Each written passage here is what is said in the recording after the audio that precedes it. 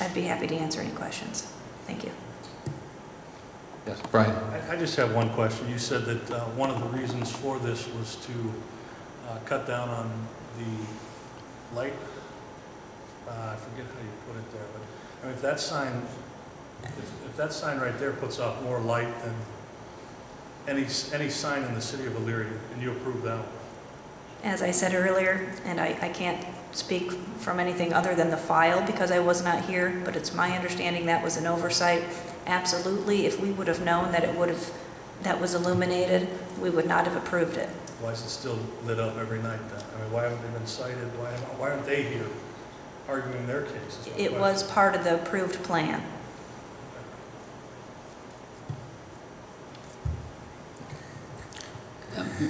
Mr. Chairman, while that picture's up, if I can comment to give a little context to that. Part of that makes our case about lighting, that it makes it, when you're particularly from that angle, it's more difficult to see that building and indeed that signage when you have such a bright light staring at you as that tower represents. How it's became an oversight through the process is that the tower itself was viewed as an architectural feature, not a sign nor a light. It was an architectural feature of the project, and so it was approved as an architectural element within the overall project, not realizing the illumination, certainly not to recognize it being as bright as it is. If it were a lot less wattage, less lumens, it would have a different appearance, but as it is, it pretty well lights up that whole intersection, almost everything within eyeshot of that property. I'm sorry? It actually lights up my windows. All right. Right, so I just want to limit to that at this point, Mr. Chairman. Okay, thank you. Well, yeah, that's it for now. That's okay. Mrs. Mitchell. Mr. Chairman, can you put the sign back up on Pumper's Road, please? And I have a question for Ms. Byington. What is the difference between this sign and his sign? What's the difference? Well, I'd have to say when this came through, and at this time, we don't have exact or any guidelines specifically for electronic message boards.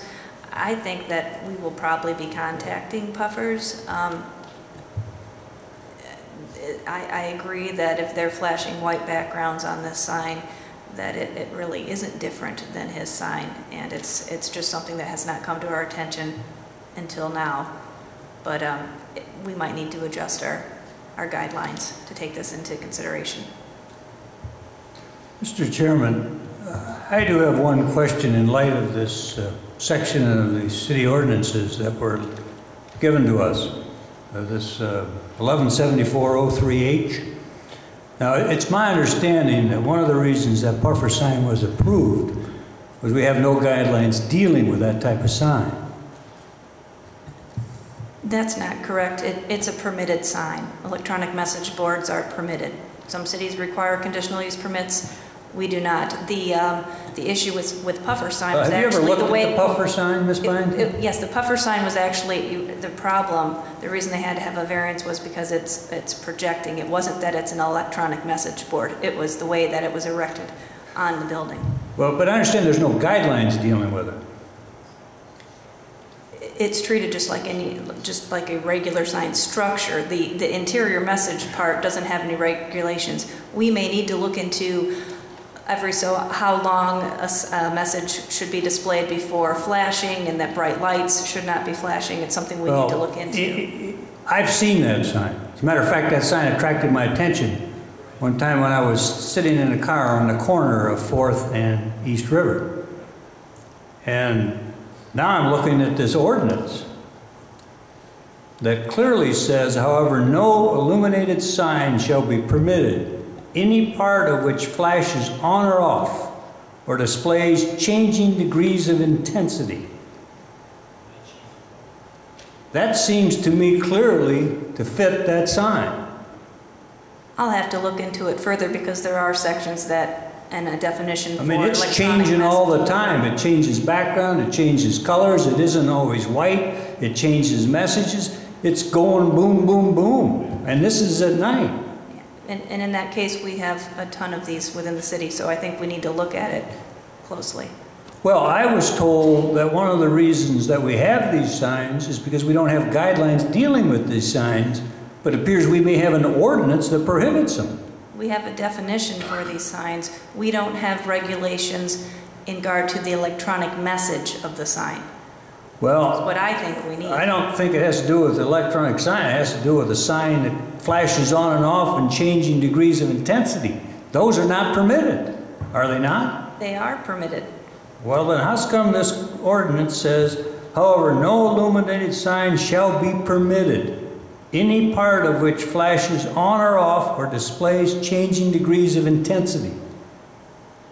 I will have to look into it, but my gut reaction is that there's a part in the zoning code which overrides it for those type of signs. But I'd have to look into it further. I'm only going by what was presented to this council tonight, because I haven't looked at this other than that. So I'll look at that also, and maybe you're correct. I'm That not it sure. depends on the zoning, and that we have a conflict in our ordinances that needs to be resolved. So very well could be that's the issue here. Thank you.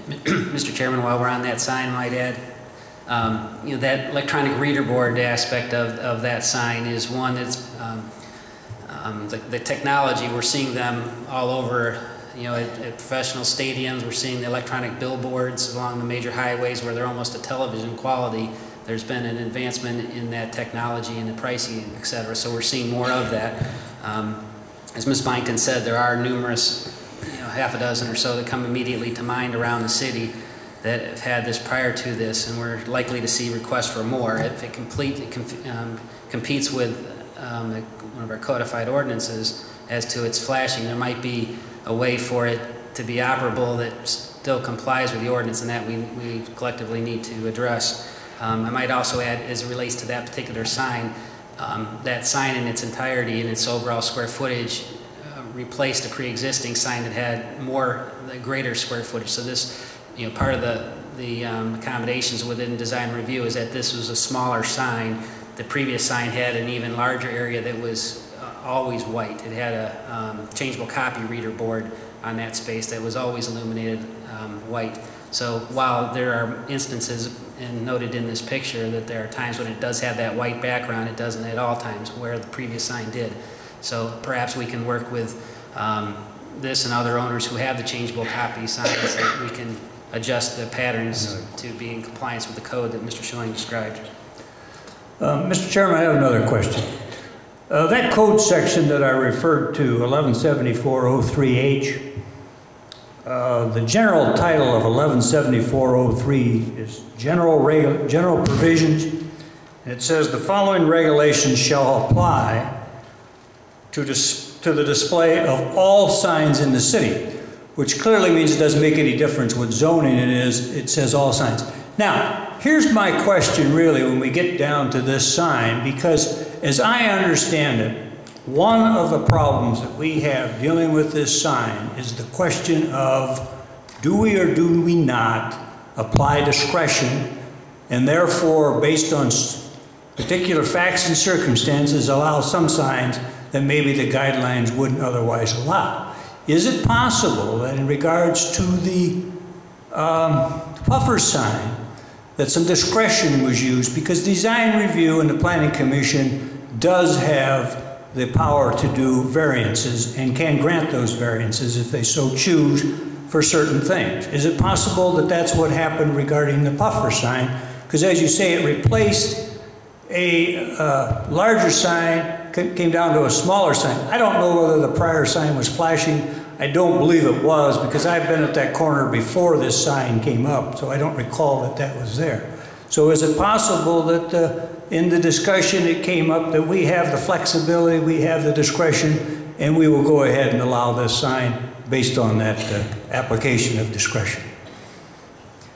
Actually, there was no discussion or no compromise in regard to the electronic portion of the sign. It was strictly on the projecting sign. I did find a section of the code, and I don't know if this is the place to debate it or not, that could possibly allow these signs, which clearly is not the main reason we're here tonight. But if you'd like me to, I can discuss that. The reason for my discussion is this question of resolving this because we can have flexibility in how we apply. It doesn't always have to be the same, and it isn't everything has to be the same. That maybe facts and circumstances dictate sometimes flexibility and discretion. That's my real point, Ms. Bynum. Through you, sorry, Mr. Chairman. Yeah, I would agree that that's one of the main purposes of design review, is to allow a little bit of leeway and give and take to make sure you get the best project out there. So again, it's going to be up to committee and ultimately council. Perhaps what was suggested on opaquing it from the inside might be good enough, unless they've changed their minds and they can't do that now, but it's something for discussion purposes, and that's up to committee and council.